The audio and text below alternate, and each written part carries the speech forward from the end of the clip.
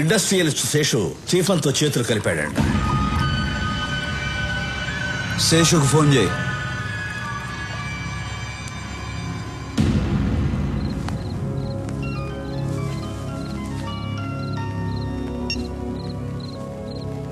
Hello Seshu, నేను విన్నది నిజమేనా?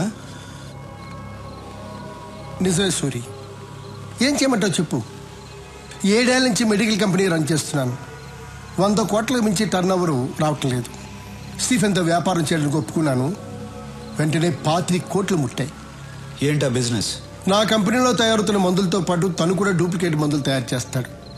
నా మందులతో అవి కూడా కలిపి అమ్మేస్తాం. తప్పు చేస్తున్నావు శేషు. తప్పగా చేస్తున్నాను సూరి. జనం చచ్చిపోతారు శేషు. జనాభా తగ్గుతుంది.